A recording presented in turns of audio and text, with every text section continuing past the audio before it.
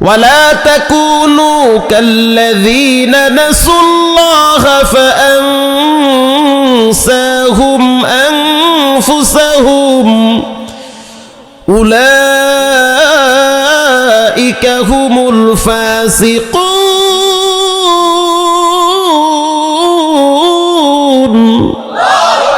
আমি বলি নাই, কে বলেছেন? আল্লাহ বলেন মাহমুদুল হাসান আগে তোমারই বলি, তাদের মতো হইও না যারা আমাকে ভুলে গেছে। আল্লাহর কথা কি? আই সুবহানাল্লাহ, এই কথা লট কি? তাদের মতো হইও না যারা রবকে ভুলে গিয়েছে। তাদেরকে বন্ধু বানাইও না যারা রবকে গালি দেয়, রসুলকে নিয়ে ব্যঙ্গ করে। তাদের মতো হইও না যারা আলেমদের সাথে বিদ্বেষ পোষণ করে। তাদের মতো হইও না যারা টুপি দাড়ি দেখলে ব্যঙ্গ করে। আল্লাহ বলেন সাবধান, তাদের মতো হইও না যারা আমাকে ভুলে গেছে। আজানের সময় হয়ে গেছে, মসজিদে জামাত চলতেছে, তারপরেও দোকানওয়ালার ভিতরে কোনো পরিবর্তন নাই, শীত গরম নাই। যদি কানে কানে বলা যায় তোমার ছেলেটা পানিতে পড়ছে, দোকান মোকান ফালায়া বাচ্চাকে বাঁচানোর জন্য দৌড় মারবে। কথা কন না কা? হে দোকানওয়ালা সাবধান, আল্লাহর রসুল বলেছেন কেউ যদি এক ওয়াক্ত নামাজ ইচ্ছা করে ছেড়ে দেয়, সন্তান মইরা গেছে, মা বাবা মইরা গেছে, ঘরে আগুন লাগছে, ব্যবসা প্রতিষ্ঠানে আগুন লাইগা একেবারে জইলা পুইরা ছাই হয়ে গেছে, যেই পরিমাণ ক্ষতিগ্রস্ত হবা তার চেয়ে বেশি ক্ষতি হয় কেউ যদি ইচ্ছা করে নামাজ ছেড়ে দেয়। প্রিয় ভাইরা আমার, রব্বুল আলামিন বলেন যদি তোমরা আমাকে তাদের মতো ভুলে যাও তাহলে আমি তোমাদেরকে আত্মভোলা করে দিব। কেমন আত্মভোলা করে দিব? তখন তুমি তোমাকে চিনবা না। কি কথা? তুমি তোমাকে চিনবা না। ভালো মন্দ বুঝার মতো জ্ঞান শক্তি মেধা নষ্ট করে দিবেন কে? আল্লাহ বলেন খতামাল্লাহু আলা কুলুবিহিম ওয়া আলা সামঈহিম ওয়া আলা আবসারিহিম গিশাওয়া ওয়া লাহুম আযাবুন আযীম। আল্লাহ বলেন কিছু মানুষের অন্তরে আমি মোহর মাইরা দিছি, শক্ত করে দিয়েছি। এমন শক্ত করছি পাষাণ হৃদয়ের অধিকারী হয়। কলবটারে এতটাই শক্ত করছি পাথর আল্লাহর ডরে কান্দে, কিন্তু মানুষের কলিজাটা মুরগি জবাই করতে গেলে কাঁপে, বাট মানুষ হত্যা করতে গেলে হাত কাঁপে না। হাত কাঁপবে না, কারণ তার দিলটা পাথরের চেয়ে শক্ত হয়ে গেছে। শুধু তাই না, রব্বুল আলামিন বলেন কলবটারে আমি এমন শক্ত বানাইছি পাথরের চেয়েও শক্ত হয়ে গেছে। কলব শক্ত হওয়ার সবচেয়ে বড় 6টা কারণ আমি বলি নাই, বিখ্যাত তাবিঈ হাসান বসরি রাহিমাহুল্লাহ তিনি বলেন। কে হাসান বসরি? হাসান বসরি হলো হযরত উম্মে সালামা রাদিয়াল্লাহু তাআলা আনহা নবীর স্ত্রীর দুধ পান করেছে। আল্লাহু আকবার বলেন। নবীর পরিবারের স্নেহ সিক্ত হয়েছে হাসান বসরি। হাসান বসরি যখন ছোট তার মা নবীর ঘরে রাইখে আসতো। হাসান বসরি রহমাতুল্লাহি আলাইহি তিনি যখন ছোট ছিল, দুগ্ধপোষ্য শিশু ছিল, তখন তার মাকে নবীর স্ত্রী উম্মাহাতুল মুমিনিন মা সালামা রাদিয়াল্লাহু তাআলা আনহা হাসান বসরির মাকে বিভিন্ন কাজে বাহিরে পাঠাইতো। বাচ্চা যখন কাঁদতো নবীর স্ত্রী দুধ পান করাইতো। সুবহানাল্লাহ, দুধ পান করাইতো বাচ্চাটা। হাসান বসরি যখন জন্মগ্রহণ করল, হাসান বসরির মা তেনায় পেঁচাইয়া হযরত ওমরের দরবারে নিয়ে গেছে আর বলল, খলিফাতুল মুসলিমিন আমিরুল মুমিনিন, এটা আমার সন্তান, আপনার কাছে নিয়ে আসছি, একটু দোয়া করায় দেন, তাহানিক করায় দেন। হযরত ওমর রাদিয়াল্লাহু তাআলা আনহু খেজুর চিবাইয়া লালা বের করে হাসান বসরির জিহ্বায় লাগায়া দিছে। ওমরের লালা হাসান বসরির জিব্বায় লাগে। হযরত ওমর মাথায় হাত দিয়া দোয়া করতেছে, আল্লাহুম্মা ফাক্কিহু ফিদ্দীন ওয়া আল্লিমহুল কিতাবা ওয়াল হিকমা ওয়া হুব্বিবা ইলাইহিন নাস। তিনটা দোয়া করেছে। আল্লাহু আকবার বলেন। হযরত ওমর তার জন্য তিনটা দোয়া করেছে। এক নম্বরে রব্বুল আলামিন তাকে আপনি মুফতি বানায়া দেন, মানে যুগের ভাষা বলতেছি ফিকহের জ্ঞান দান করেন, ইলমে নূর তার সিনায় দান করেন, কোরআনের বাতি হাসানের কলিজার ভিতরে ঢুকাইয়া দেন। কোরআন যদি চিনে তখন তার মাকেও চিনবে, বাবারেও চিনবে, দেশ চিনবে, মাটিও চিনবে। কোরআন যদি না চিনে গরিবের রক্ত চুষে টাকা কামাই করে বেগম পাড়ায় বিল্ডিং করবে।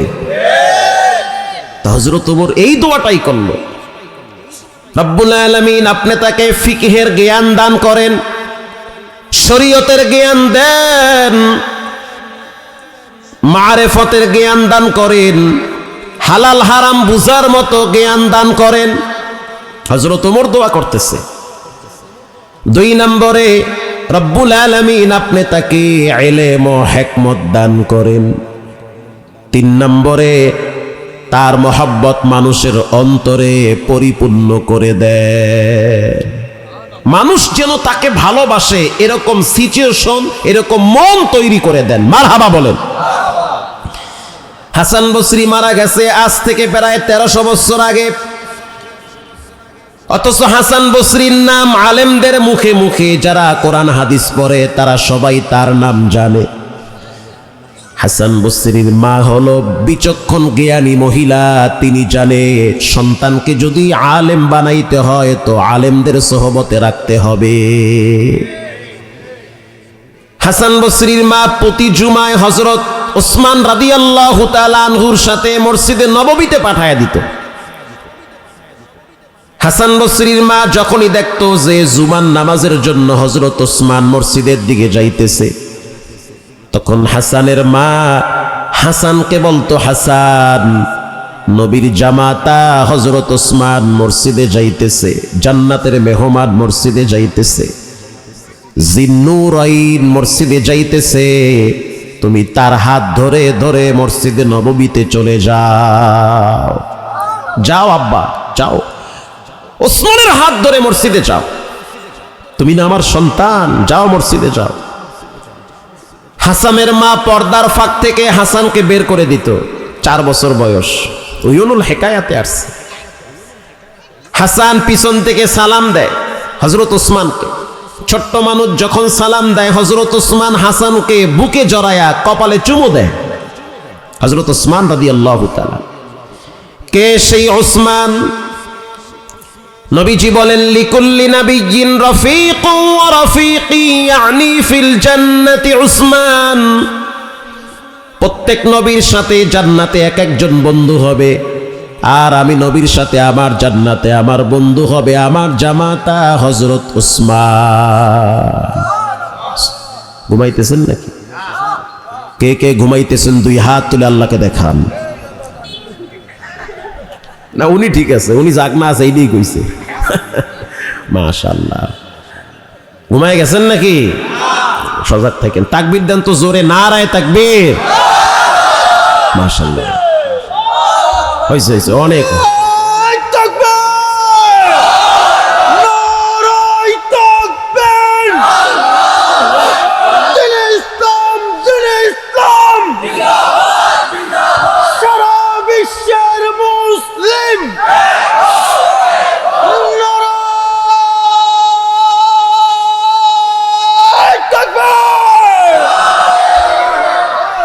মাশাআল্লাহ, গলার পাওয়ার তো সেই পাওয়ার।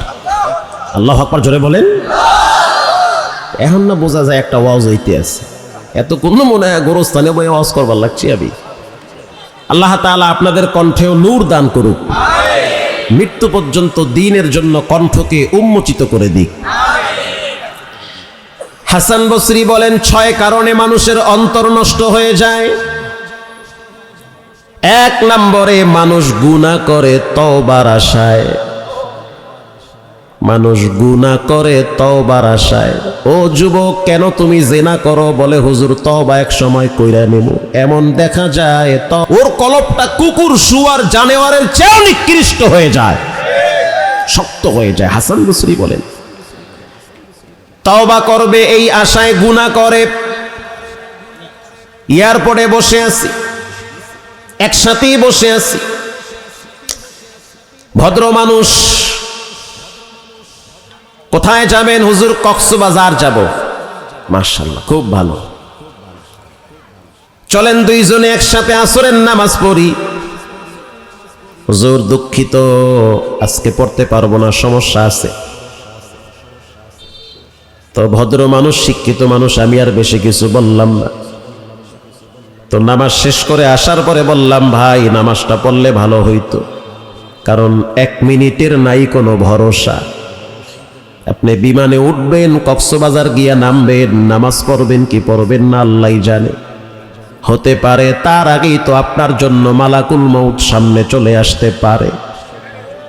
এই যুগে মানুষ বেশি দিন বাঁচে না, হঠাৎ হঠাৎ দুনিয়ার থেকে বিদায় হয়ে যায়।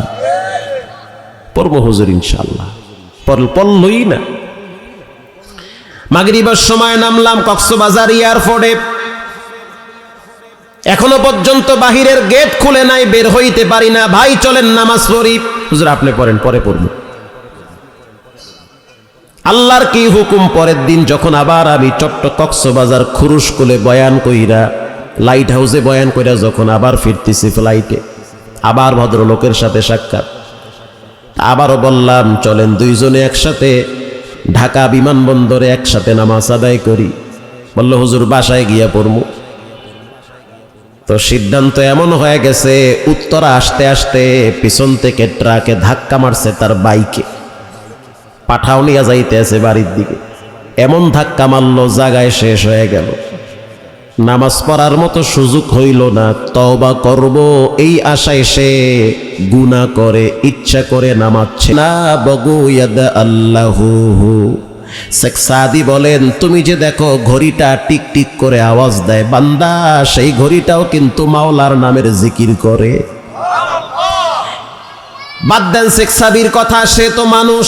আল্লাহ বলে কি, আলম তারা আন্নাল্লাহা ইউসাব্বিহু লাহু মান ফিস সামাওয়াত মান ফিস সামাওয়াতি ওয়াল আরদু ওয়াত তায়রু সাফাত।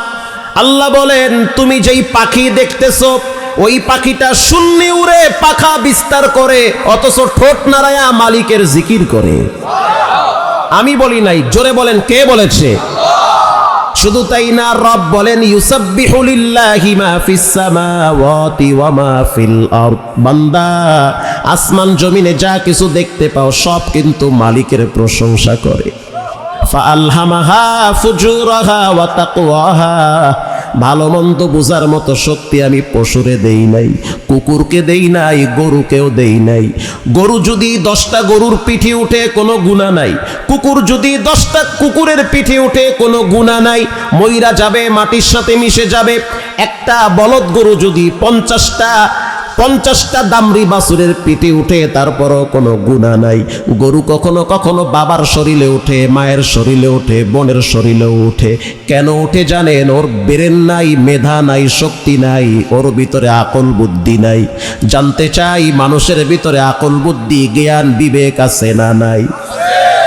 এজন্য হযরত আবু বকর রাদিয়াল্লাহু তাআলা আনহু প্রায় সময় বলতেন, আল্লাহ যদি আপনি আমারে মানুষ না বানাইয়া গরু বানাইতেন, তাহলে জবাই কইরা মানুষ খায় ফেলাইতো। আমার জন্য কবর থাকতো না, আমার জন্য হাসর থাকতো না, মিজান থাকতো না। কারণ সর্বশেষ ব্যক্তি কবরে 40,000 বছর থাকবে। আমি বলি নাই, রাসূল বলেছেন। মুসলিম শরীফের হাদিস, সর্বশেষ যেই ব্যক্তি দুনিয়ার থেকে বিদায় হবে সেও 40,000 বছর মাটির নিচে থাকবে। আল্লাহু আকবার বলেন। শুধু তাই না, হাসরের ময়দানে 50,000 বছর দাঁড়ায় থাকা লাগবে। কানা মিকদারুহু 50 আলফ সানাতিন মিম্মা তাউদ্দুন। 40 আর 50 হলো 90,000 বছর। মিজানের পুলসিরাতের রাস্তা হবে 30,000। 90 আর 30 কত হইল? 120 বছর না, বরং 1,20,000 বছর। ও নামাজিওয়ালা, সিজদাওয়ালা, জাকিরিন, শাকিরিন, সুসংবাদ, মারহাবা বলেন।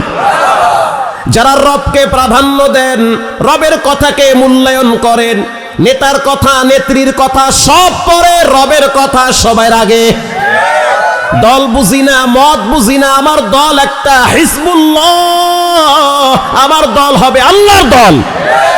আমি একজন মুমিন, আমি তো থাকবো টেনশন মুক্ত। রাসূল বলেছেন, সুসংবাদ তোমার জন্য, যে ব্যক্তি প্রতিদিন টাইম টু টাইম 5 ওয়াক্ত রবের হুকুমকে আদায় করে, কিয়ামতের 50,000 বছরের সময়টা তার কাছে আসরের সময়ের মতো মনে হবে। আরো জোরে সুবহানাল্লাহ। আসরের সময়টা যতটুকু নামাজিওয়ালা বান্দার সময়টা হাসরের ময়দানে 50,000 বছর অতটুকুন সময় লাগবে। একজন নামাজিওয়ালা ব্যক্তি যখন কবরে চলে যায়, নামাজ পড়া কার হক?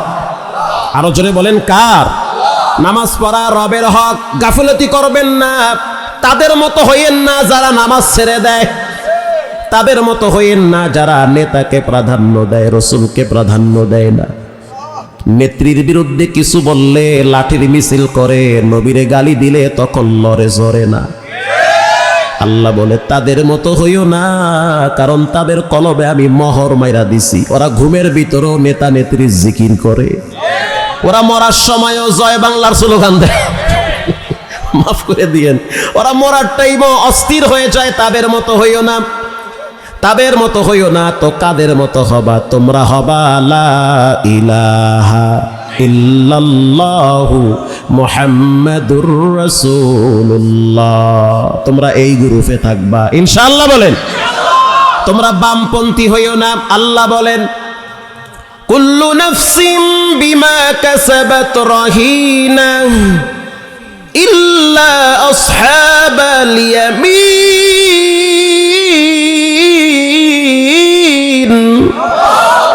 আল্লাহ বলেন বামপন্থী হইও না। বামে শয়তান, বামে জাহান্নাম, বামে ইবলিস, ঠিক না বেঠিক? আল্লাহ বলে আসহাবাল ইয়ামিন, ডানপন্থী হও, বামে হইও না। বামে কোরআন, আমরা যখন কোরআন ধরি বাম হাতে ধরি না ডান হাতে? যখন পানি খাই তখন কোন হাতে? যখন মসজিদে যাই তখন কোন পা? যখন বাথরুম থেকে বের হই তখন কোন পা? যখন আমরা মেসওয়াক করি তখন কোন হাত? যখন চা খাই আওয়াজ দিয়া বলেন তখন কোন হাত? যখন আমরা জামা গায়ে দিই, হাতা দেই, তখন কোন হাত আগে? যখন আমরা পায়জামা অথবা লঙ্গি অথবা প্যান্ট পরি তখন কোন পাটা আগে দেই?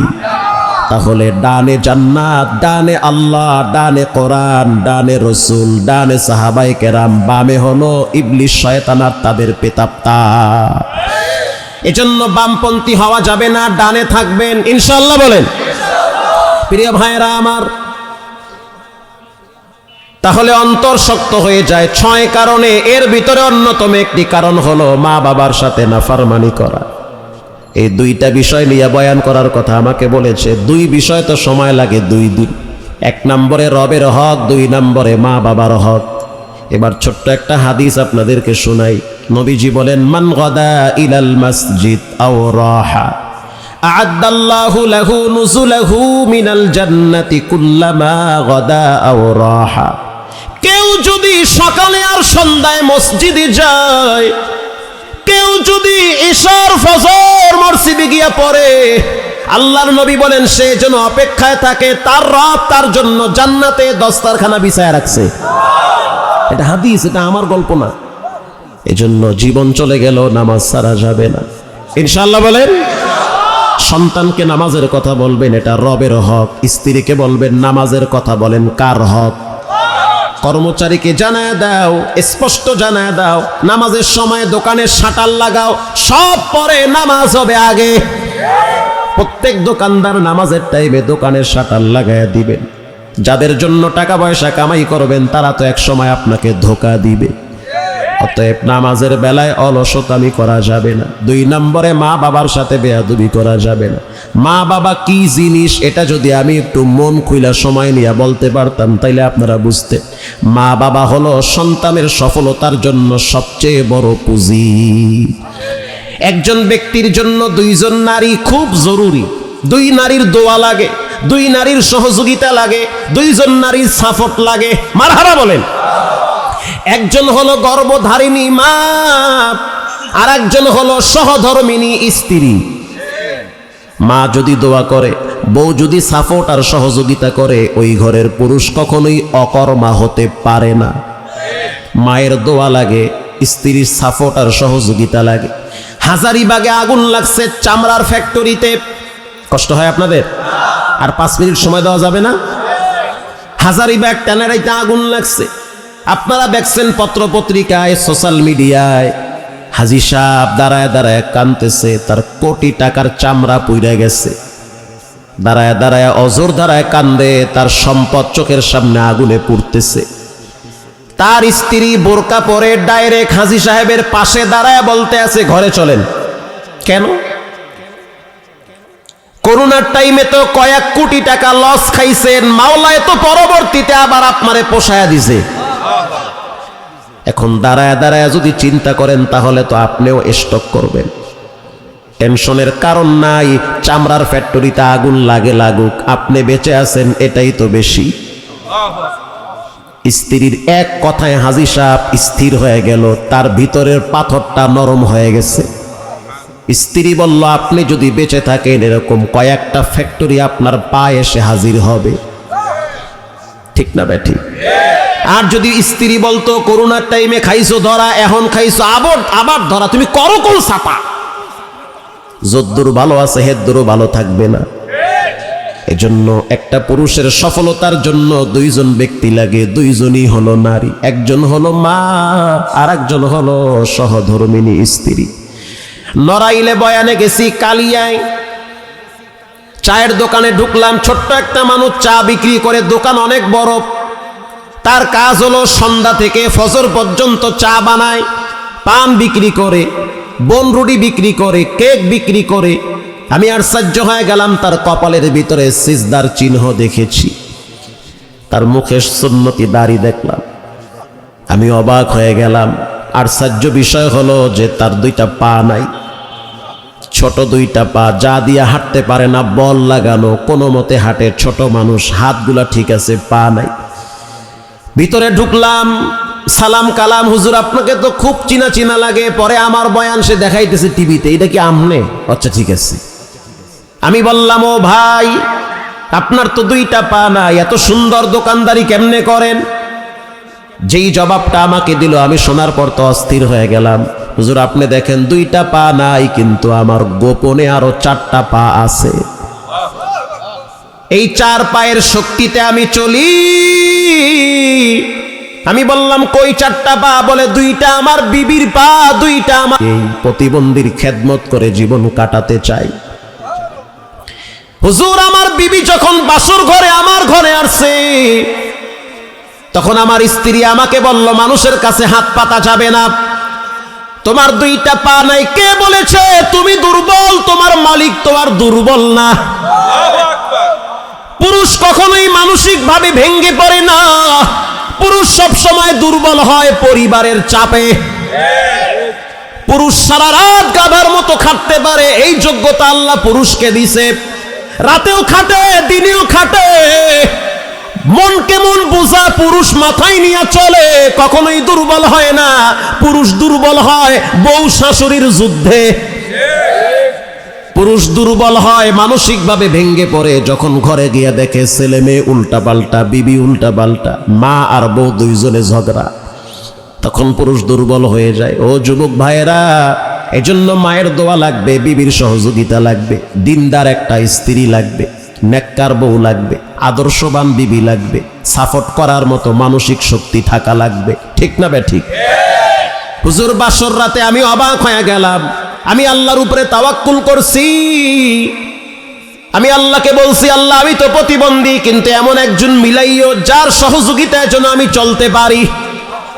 হুজুর আল্লাহর দয়ায় মিলাই দিছে আল্লাহ, কারণ কলম তো মাওলায় আগেই লেখা রাখছে। আমার স্ত্রী কানের বালা খুইলা বলল, এটা আপনাকে দিলাম, এটা আমার মা ছোটবেলায় দিয়েছে। এই বালা 2টা বিক্রি করে আপনি ছোট্ট চায়ের দোকান দেন, আল্লাহর কি কুদরত, ব্যবসার ভিতরে আল্লাহ 9 ভাগ বরকত রাখছে। আমি চায়ের দোকান শুরু করলাম, মা পানি আইনা দেয়, বউ নিজে বানায়া বানায়া ফেলাস বইরা দোকানে পাঠায়। এই 4 পায়ের শক্তিতে রব্বুল আলামিন কয়েক লক্ষ টাকার মালিক বানাইছে। দোয়া করেন আগামীতে আমরা একসাথে উমরায় যাব। বলেন সফলতা দেওয়ার মালিককে। এজন্য মায়ের দোয়া নেন, স্ত্রীর সহযোগিতার সাপোর্ট নেন। স্ত্রীর সাথে খারাপ ব্যবহার করবেন না, ভালো আচরণ করেন। যদি খারাপ ব্যবহার করেন শেষ বয়সে কিন্তু বউ খাতা দিয়া যাইতে ধরবে। যখন লড়তে চড়তে পারবেন না তখন কিন্তু বুড়িয়া কইয়া গালি দিবে, বোঝো তোমারটা তুমি বোঝো। খবরদার, শেষ বয়সে সন্তান চলে যায়, শেষ বয়সে আপনজন কেউ থাকে না। যেই মহিলাটারে সারা জীবন জ্বালাইছেন ওরেই দেখবেন শেষ বয়সে কাছে পাবেন। এজন্য আদর্শবান বিবির সাথে কখনোই দুর্ব্যবহার করা যাবে। প্রিয় ভাইরা আমার, এজন্য মা বাবার সাথে সৎ আচরণ করেন, ভালো ব্যবহার করেন। বুখারী শরীফের ছোট্ট একটা ঘটনা বলে আমি দোয়ার দিকে চলে যাব ইনশাআল্লাহ। বলেন 3 জন যুবক, হাদিসের গল্প, কোনো ফাউল গল্প না। 3 যুবক সফর করার জন্য বের হয়েছে। তারা দামেস্কের থেকে বসরায় যাবে। কিছু দূর যাওয়ার পরে বুঝতে পারলো ঝড় তুফান শুরু হয়ে গেছে। চতুর্দিক থেকে বাতাস, ভূমিকম্পের মতো আওয়াজ। এবার 3 জন যুবক আশ্রয় নেওয়ার জন্য একটা গর্তের ভিতরে অবস্থান নিছে। গর্ত চিনেন? গর্তের ভিতরে 3 জন যুবক অবস্থান নিল। যখনই গর্তের ভিতরে অবস্থান নিল, কোথা থেকে যেন বড় একটা পাথর আইসা গর্তের মুখ আটকায় ফেলাইছে। এবার 3 জন যুবক শ্বাস টানতে পারে না, অক্সিজেন বন্ধ হয়ে যাচ্ছে। 3 জন যুবক চিন্তায় পড়ে গেল, টাকার তো আমাদের অভাব নাই, ক্ষমতারও অভাব নাই, কিন্তু এমন জায়গায় বিপদে পড়লাম যেখানে রবের সাহায্য ছাড়া কারো সাহায্য কাজে আসবে না। 3 জন যুবক কিন্তু শিল্পপতি, পয়সাওয়ালা, টাকার অভাব নাই। তারা কেউ ফকিন্নি না, তারা সবাই হলো ধনাঢ্য ফ্যামিলির সন্তান। এবার 3 যুবক যখন গর্তে পড়ে গেল, 3 জন যুবক বলল কি করা যায়? বলে মোবাইল নাই, ফ্যাক্স নাই, নেট নাই, কি করবে?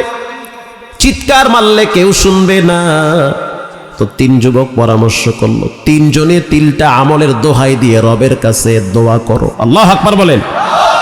3টা আমলের উসিলা দিয়া মাওলার কাছে ক্ষমা চাও। প্রথম যুবক আল্লাহর দরবারে 2টা হাত তুইলা বলতে আছে, আল্লাহ, আমি একজন যুবক মানুষ, ব্যবসায়ী মানুষ, বিজনেসম্যান, টাকার অভাব নাই, কিন্তু এমন জায়গায় বিপদে পড়ছি, তোমার দয়া ছাড়া বাঁচার কোনো রাস্তা নাই। জীবনে অনেক অপরাধ করছি মালিক, জীবনে অনেক গুনাহ করছি, কিন্তু আমার জীবনে একটা ভালো কাজ আমি করছি। এই ভালো কাজটা শুধু তোমার জন্য করছি। মানুষের জীবনে অনেক গুনাহ হয়, ফাঁকে ফাঁকে কিছু ভালো কাজ আছে না নাই? যুবকদের কি বলবো, গোপন কিছু ভালো কাজ করো, যেই গোপন ভালো কাজের কারণে রবের সাহায্য গোপন ভাবে আসবে। কিছু গোপনীয় ভালো কাজ রাখবা, যার দ্বারা গোপন বিপদ থেকে আল্লাহ বাঁচাবে। এবার প্রথম যুবক বলতে আছে, রব্বুল আলামিন, আমি একজন ব্যবসায়ী মানুষ, আমার বাড়িতে এক কর্মচারী কাজ করত। 25 দিন কাজ করার পরে রাগ করে বেতন না নিয়ে চলে গেছে। কথা কি বুঝতেছেন? মালিকের সাথে রাগ করে বেতন না নিয়ে চলে গেছে। এই কর্মচারী দীর্ঘ 1 যুগ পর আমার বাড়িতে আবার আসছে সেই 25 দিনের বেতন নেওয়ার জন্য। বাংলাদেশের কোনো কোম্পানির মালিক দিবে? হয়তো দিতেও পারে। আইসা বলতে আছে, মালিক, আপনার বাড়িতে আমি 25 দিন কর্মচারী ছিলাম, কামলা দিছি, রক্ত পানি করছি, আমি আপনার উট দুম্বারে পানি খাওয়াইছি, আপনার সাথে আমার কথা কাটাকাটি হইছে, রাগ কইরা আমি বেতন না নিয়ে বাড়ি চলে গেছি। আজকে আমি একটু বিপদে পড়ছি, টাকাগুলা যদি একটু দিতেন তাহলে আমার বড় সহযোগিতা উপকার হতো। দোয়া করতেছে গর্তের ভিতরে, মনে আছে তো? রব্বুল আলামিন আমার কাছে যুবক যখন বলল 25 দিন কামলা দিছি, বেতন দেন, 1 যুগ পর বেতন নিতে আসছে, দোয়া করতেছে, রব্বুল আলামিন ওই যুবকের, ওই কর্মচারীর বেতনটা আমি ব্যবসায় খাটাইছি, ব্যবসায় খাটানোর পর যুগের ভাষা ব্যবহার করি প্রায় 3 কোটি টাকা লাভ হইছে। এই পুরা টাকা পুরা ব্যবসার সামান আমি তাকে দিয়ে দিছি। সুবহানাল্লাহ বাইতে গিয়ে কইেন দেবে? কোনো গার্মেন্টসের মালিক দিবে? পুরা টাকা আমি যখন তার সামনে পেশ করলাম, বকরি এবং দুম্বার পাল যখন তার সামনে পেশ করলাম, সে বলল, মালিক বিপদের সময় বুঝি আপনি আমার সাথে মস্কারি করেন। ওগো মালিক, আমি তখন বলছি মস্কারি করি না, আমি আমার মাওলারে বেশি ডরাই। তুমিও যা আমিও তা, মারা গেলে তোমাকে যেই জায়গায় রাখবে আমাকেও সেই জায়গায় রাখবে, ঠিক না বেঠিক? হয়তো কিছু টাকা আল্লাহ আমারে দিছে, এই তো, আর কি, সবাই তো মইরা যাবো, যাও টাকা নিয়ে বাড়ি যাও। রব্বুল আলামিন সে এতটাই খুশি হয়েছে, তার মুখে আমি খুশির ঠেলায় চোখে পানি দেখছি। এটাকে বলা হয় আল বুকাউ মিনাল ফারাহ, অতি সুখে মানুষ কেঁদে দেয়। রিকশাওয়ালার সন্তান তিনটাই কোরআনের হাফেজ, মাথায় পাগড়ি দিছি, বাবারে দেখি স্টেজের কোনায় বৈশা বৈশা কান্দে। কেন কাঁদেন? বলে আজকে আমার কষ্টের দিন না, আজকে আমার আনন্দের দিন, আমার 3টা হাফেজের সন্তানের মাথায় পাগড়ি উঠছে, এজন্য আমি কাঁদি, খুশির ঠেলায় কাঁদি। আল বুকাউ মিনাল ফারাহ। মানুষ কখনো কখনো আনন্দে চোখের পানি ছেড়ে দেয়। ওদিন এক যুবক বলল, হুজুর খুব টেনশনে ছিলাম, বোনটারে কোথায় বিয়া দিব, খুব টেনশন করতেছিলাম, আমার এত আদরের বোন, ওর সাথে আমি অনেক দুষ্টামি করি, সুখে দুঃখে বোনের সাথে সময় কাটে, কিন্তু আল্লাহর কাছে খুব দোয়া করছি, আল্লাহ আমি ভাই অনেক বড় গুনাহগার, আমার গুনার খবর আমার বোন জানে না, আমার গুনাহের কারণে আমার বোনের দাম্পত্য জীবনে অশান্তি দিও না রে মালিক। হুজুর আমি আপনার পিছনে জুমা পড়ি, পিছনে থাকি, সামনে আসি না, 4 তলায় জুমা পড়ি, অনেক কষ্ট করে জুমার দিন দূর থেকে আসি। হুজুর আজকে আমার চোখে যেই পানি দেখতেছেন এটা আনন্দের পানি, আল্লাহ এমন একটা পাত্র মিলায় দিছে, বোন জামাইটা অনেক ভালো, অনেক দিনদার, ভালো একটা কোম্পানিতে চাকরি করে, বোন এবং বোন জামাই বড় সুখে আছে। দোয়া করেন আল্লাহর দয়ার সামনে ভাগনা অথবা ভাগ্নি আসবে। ওই যুবকের চোখের পানি কষ্টের না, এটা হলো আনন্দের চোখের পানি। চোখের পানি ছেড়ে কান্দে আর কয়, আল্লাহ 3 কোটি টাকার সম্পদ আমি কর্মচারীদের দিছি, যদি তোমার কাছে এটা পছন্দ হয় পাথরের গজব সরাও, শ্বাস বন্ধ হয়ে গেছে, একটু পরে মারা যাব। আল্লাহর রসুল বলেন, বলার সাথে সাথে পাথর 1/3 সরে গিয়েছে। আরো জোরে সুবহানাল্লাহ। পাথরটা ফাঁকা হয়ে গেছে, তার মানে ওই দিনের আমল কবুল হয়েছে কি হয় নাই? কবুল হয়ে গেছে। এটা হাদিসের গল্প, কিচ্ছা কাহিনী বানোয়াট না। দ্বিতীয় যুবক আল্লাহর দরবারে হাত তুলছে, তুমিও আল্লাহর কাছে বলো, হাত তুলছে, আল্লাহর কাছে হাত তুইলা চোখের পানি ছেড়ে কান্দে আর কয়, আল্লাহ আমি একজন তোমার ক্ষুদ্র গুনাহগার বান্দা, জীবনে অনেক অন্যায় করছি, আজকে যে এই বিপদে পড়ব কল্পনাও করি নাই, এমন একটা ঝামেলায় পড়ব বুঝতেও পারি নাই, কিন্তু আমার জীবনে ভালো একটা আমল আছে, হয়তো সেই আমলটা তোমার কাছে পছন্দ হয়েছে, শুধু তোমার জন্য করছি। সেই আমলটা হলো আমি আমার চাচাতো বোনকে অনেক ভালোবাসতাম, চাচাতো বোন অনেক সুন্দরী সুশ্রী রূপসী নারী, বড় মহব্বত করতাম, সেও রাজি আমিও রাজি। ঘটনাক্রমে একদিন দেখলাম আমার চাচার ঘরে চাচাও নাই চাচিও নাই, আমি আমার বোনের ঘরে প্রবেশ করলাম। যখন প্রবেশ করলাম তখন আমার বোন একটু ঘাবড়ায় গেল, কিন্তু আমাকে পাওয়ার পরে সে খুশি। আমি তার দিকে যখন হাতটা বাড়াইছি খারাপ মতলবে, ওই সময় আমার চাচাতো বোন চোখের পানি ছেড়ে বলেছিল, ইন্নী আখাফুল্লাহ, আমি আল্লাহরে সবচেয়ে বেশি ডরাই, যদি আমার গায়ে হাত দাও তাহলে মহর করো, কবুল বলো, সাক্ষী রাখো, বিবাহ করে নাও। বিবাহের আগে আমার গায়ে টাচ করার মতো যোগ্যতা আল্লাহ তোমাকে দেয় নাই, এটা হারাম, এই হারামে কিন্তু আরাম হতে পারে না। প্রত্যেকটা গুনাহ মানুষকে গোপনে গোপনে কাঁদায়, প্রত্যেকটা পাপ মানুষের পারিবারিক জীবনে অশান্তি নেমে আসে, হয় নিজের জীবনে, না হয় ছেলেমেয়ের জীবনে, না হয় অন্য কারো জীবনে। সেটা পরিবারের ভিতরে। ওগো আল্লাহ, দোয়া করতেছে, কি মনে আছে আপনাদের? দোয়া করতেছে। চাচাতো বোনের দিকে যখন হাতটা বাড়াইছি, চোখের পানি ছেড়ে বলেছি ইন্নী আখাফুল্লাহ, আল্লাহরে ডরাই, টাচ করিও না। তুমি যদি আমাকে ব্যবহার করতে চাও, টাচ করতে চাও, তাহলে মোহর বাঁধো, বিবাহ করো। রব্বুল আলামিন, আমি তখন তার দিকে আর হাতটা বাড়াই নাই, তোমার ডরে ঘর থেকে বের হয়ে গেছি। শুধুমাত্র তোমার ভয়তে যখন আমি ঘর থেকে বের হয়ে গেলাম, আল্লাহ ওই দিনের আমলটা যদি তোমার জন্য হয়, তাহলে এই পাথর থেকে আমাদেরকে বাঁচান। বলার সাথে সাথে রসুল বলেন, নবীজি বলেন, আনাস ইবনে মালিক নিজে বর্ণনা করেন, বলার সাথে সাথে পাথর 3 ভাগের 2 ভাগ সইরা গেছে। মাথা বের হয়, বডি বের হয় না। বাকি আছে কয়জন? 3 নম্বরের যুবক গর্তের ভিতরে চোখের পানি ছেড়ে হাত তুইলা বলে, আল্লাহ তোমার মতো রহমওয়ালা কেউ নাই। দোয়ার স্টাইল কি? তোমার মতো করুণা কেউ দেয় না, তোমার মতো ভালোবাসার চাদর কেউ দেয় না, তোমার মতো এত মহব্বত ঢেলে কেউ দেয় না। পৃথিবীর সব দরওয়াজা বন্ধ হয়, তোমার দরওয়াজা প্রশস্ত থাকে। এমন একজনের দরওয়াজায় হাত বাড়াইছি, যেই দরওয়াজায় মুসা নবী হাত বাড়ায় কাঁদছে। এমন একজনের দরবারে হাত বাড়াইছি, যেই দরওয়াজায় আদম নবী চোখের পানি ছেড়ে বলছে, রব্বানা যালামনা আনফুসানা ওয়া ইল্লাম তাগফির লানা ওয়া তারহামনা লানাকুনান্না মিনাল খাসিরিন। আমি সেই দরওয়াজায় হাত বাড়াইছি, ফিরাইয়া দিয়েন না। আমার জীবনে একটা ভালো কাজ আছে, আল্লাহু আকবার বলেন। মানে আল্লাহর প্রশংসা কইরা এবার সে বলতেছে যে আমার জীবনে ভালো একটা কাজ আছে। আমার জীবনের ভালো কাজটা হলো, আল্লাহুম্মা কানা লি আবাওয়াহা শাইখানি কাবীরা। রব্বুল আলামিন, আমার জীবনে 2 জন গুরুত্বপূর্ণ ব্যক্তি আছে। একজন হলো আমার মা, আর একজন হলো আমার আব্বা। আমি আমার মা বাবা 2 জনকে বড় ভালোবাসি, মহব্বত করি। প্রতিদিন বকরির থেকে দুধ দহন করে আমি আমার মায়েরে পান করাই, আব্বারে পান করাই।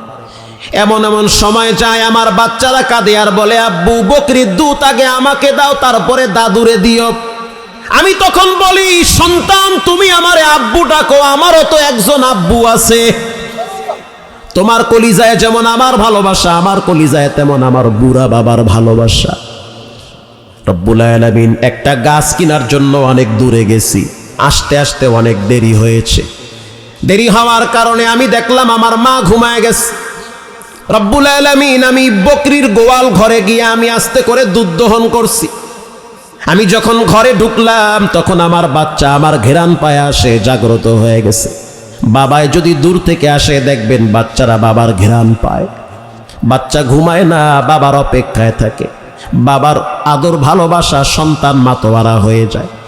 আর বাবায় যখন সারাদিন বাহিরে পরিশ্রম করে, সন্তানের মাথার ঘেরান পাইলে বাচ্চার শান্তি আর প্রশান্তি রব্বুল আলামিন বাবার কলিজায় দান করে। রব্বুল আলামিন, আমি তখন দুধ দহন করে যখন মায়ের রুমে যাব, তখন আমার সন্তান বলেছে, আব্বু আগে আমারে দুধ দাও।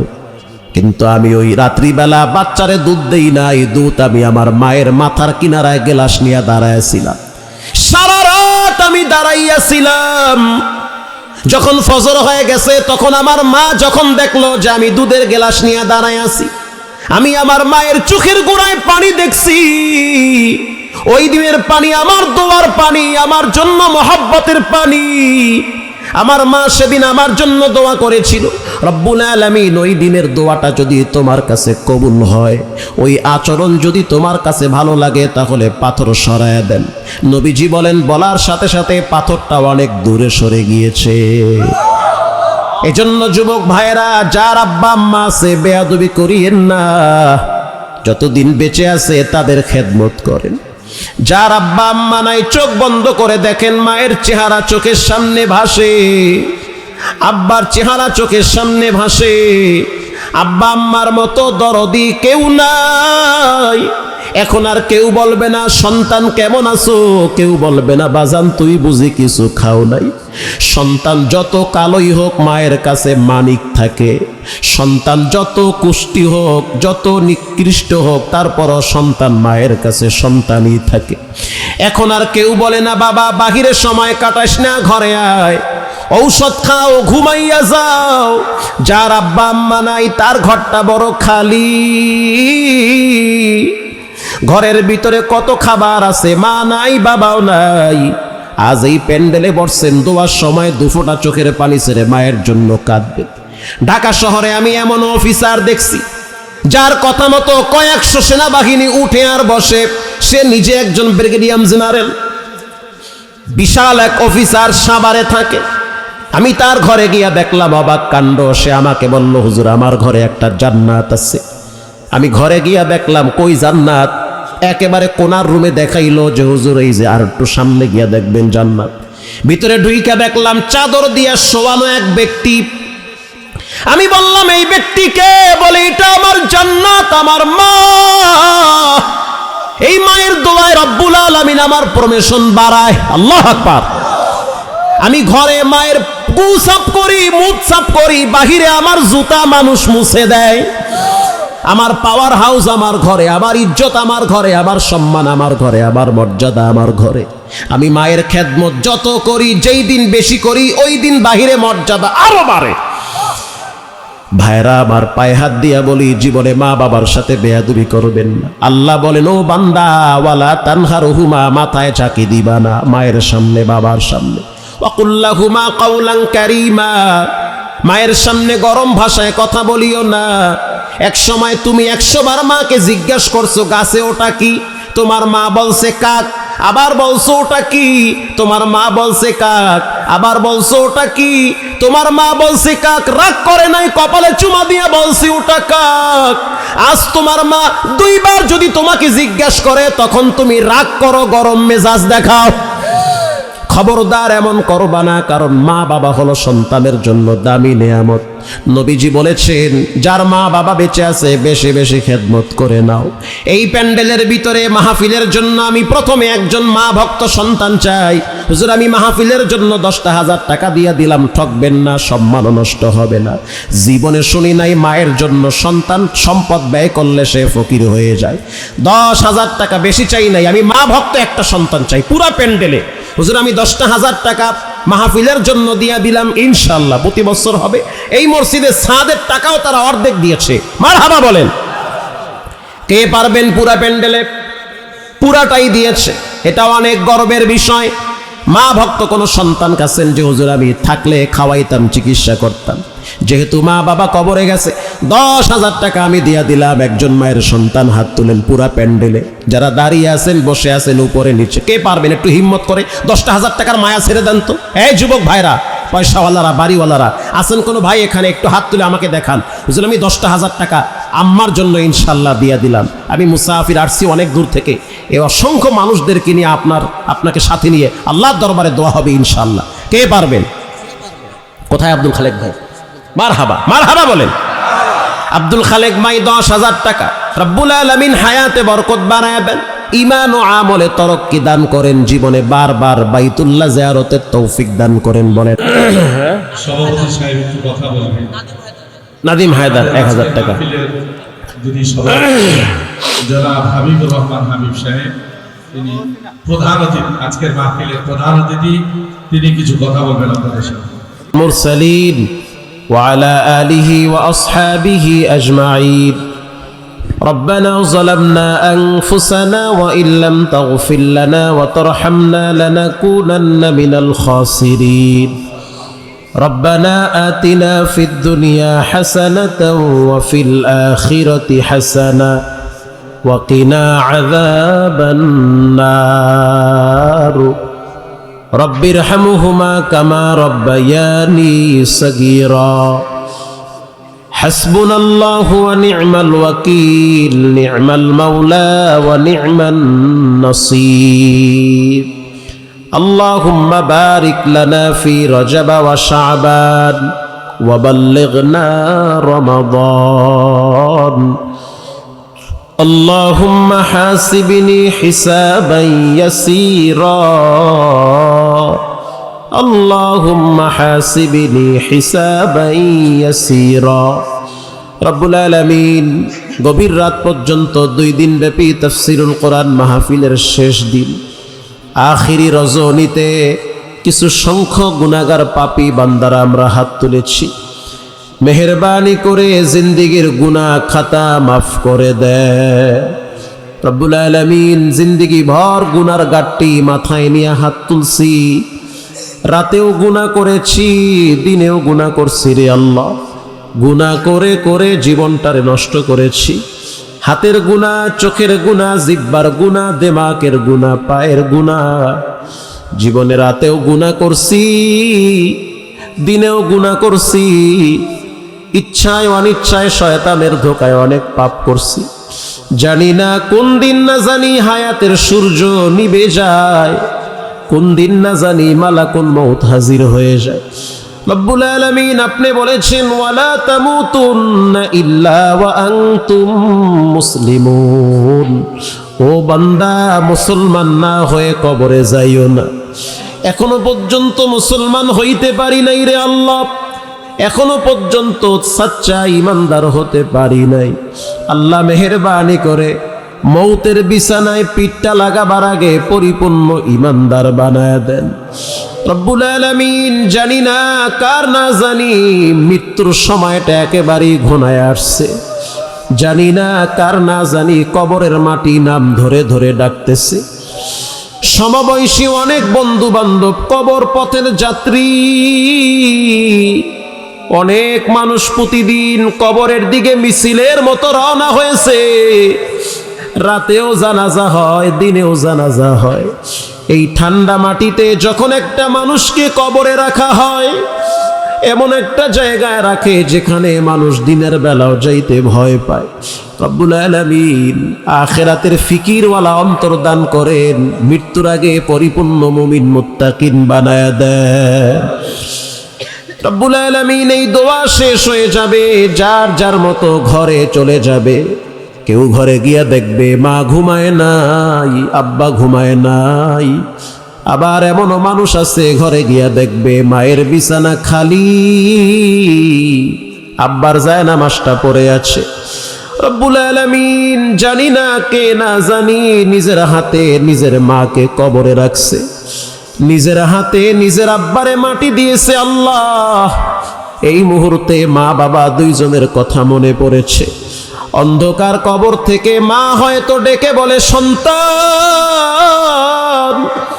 ও বাজান, 5টা কাপড় পেঁচাইয়া ফালায়া রাখলি, এমন জায়গায় রাখলি যেখানে মানুষ দিনের বেলাও যাইতে ভয় পায় রে বাবা। অথচ আমি মা তোমার জন্য কত কষ্ট করছি, রাত্রিবেলা তোমার জন্য আমি ঘুমাইতে পারি নাই। তুমি যখন ছোট ছিলা তখন পেটের ভিতরে লাথি মারছো, হাত দিয়া ঘুষা মারছো, মাথা দিয়া আঘাত করেছো। আমি মা সহ্য করেছি, মনে হয় আমার মাথায় আসমান ভেঙ্গে পড়েছে। এত কষ্ট আমি মা হজম করলাম। সন্তান, তুমি যখন দুনিয়াতে আসছো তোমার কান্নার আওয়াজে আমার দিল শান্ত হয়ে যেত। তোমার কান্নাকাটি পাইলে আমি আমার হাত থেকে কাজকাম সব ফালাইয়া দিতাম। শুধু তাই না, তোমার পায়খানা প্রস্রাবের খাতা মেথরনির মতো সাফ করতাম। ও সন্তান, গরমের দিন ঘরে কারেন্ট নাই, তোমার ঘুম হয় না, আমি মা জেগে জেগে পাখা দিয়া বাতাস করতাম। শীতের দিন তোমার প্রস্রাবের খাতায় আমি পিঠটা লাগাইতাম। এত কষ্ট আমি মা করলাম। ঘরে খাবার পাকাইলে সবার সামনে আমি বলতাম পরে খাবো, পরে খাবো বলে খাইতাম না। তুমি বাহিরে আসো, এই খাবার আমার পেটেও যায় না, মুখেও যায় না, তোমার অপেক্ষায় ছিলাম। ও এতিম, দেখো তোমার মায়ের কথা মনে পড়ে নাকি? দেখো তোমার বাবার কথা মনে পড়ে নাকি? নবীজি বলেন, মা বাবার কথা মনে পড়লে রবের দরবারে চোখের পানি ছেড়ে কাঁদো। আর পরো রব্বির হামুহুমা কামা রব্বায়ানি সগীরা, রব্বির হামুহুমা কামা রব্বায়ানি সগীরা। রব্বুল আলামিন আজকের এই মাহফিলকে কবুল করে নেন। সহযোগিতা যারা করেছে দেশ এবং দেশের বাহির থেকে সবাইকে কবুল করে নেন। সদস্যর ভিতরে অনেকেই কবরে গেছে, অনেকে মইরা গেছে, অনেকের লাশ কবরে পড়ে আছে। আল্লাহ কবরের আযাবটা মাফ করে দেন। এই মাহফিল কিয়ামত পর্যন্ত চলবে, এরপরে আবার কার জানি সিরিয়াল চলে আসতেছি। আগামী বছরও মাহফিল হবে, হয়তো অনেক বান্দা থাকবে, অনেক বান্দা থাকবে না। আল্লাহ, আজকে আমি মানুষদের চোখে পানি দেখছি। এখানে আপনার অনেক যুবক বান্দারা দাঁড়ায় দাঁড়ায় বয়ান শুনছে। রব্বুল আলামিন এই মাহফিলের উসিলায় প্রত্যেকটা যুবককে নামাজিওয়ালা বানায় দেন, প্রত্যেকটা যুবককে গুনাহমুক্ত জিন্দেগি দান করেন আল্লাহ। সংগঠনের সদস্যর অনেক মা বাবা কবরে চলে গেছে, যার আব্বা আম্মা কবরে গেছে আল্লাহ আপনি মাফ করে দেন। অনেকের নাম মনে নাই, বিশেষ করে ইব্রাহিম ভাইয়ের মা বাবাকে মাফ করে দেন, কবরটা জান্নাতের বাগান বানায় দেন।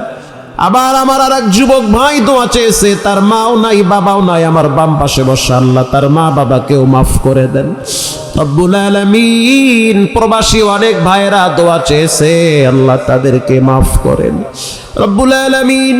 এই মাহফিলকে নাজাতের জরিয়া বানায় দেন। মহিলা প্যান্ডেলে মা বোনেরা যারা আসছে তাদেরকেও মাফ করে দেন। বাড়িওয়ালা গাড়িওয়ালা ভাড়াটিয়া সবাই অন্তরে শান্তি দেন। এই এলাকার বাজার ব্যবসায়ীদেরকে নিরাপত্তা দান করেন আল্লাহ।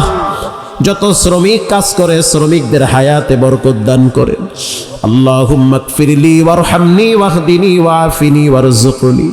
সুবহানা রাব্বিকা রাব্বিল ইজ্জাতি আম্মা ইয়াসিফুন ওয়া সালামুন আলাল মুরসালিন والحمد لله رب العالمين واجعل آخر كلامنا بحق كلمة طيبة لا إله إلا الله محمد رسول الله صلى الله عليه وسلم. السلام عليكم.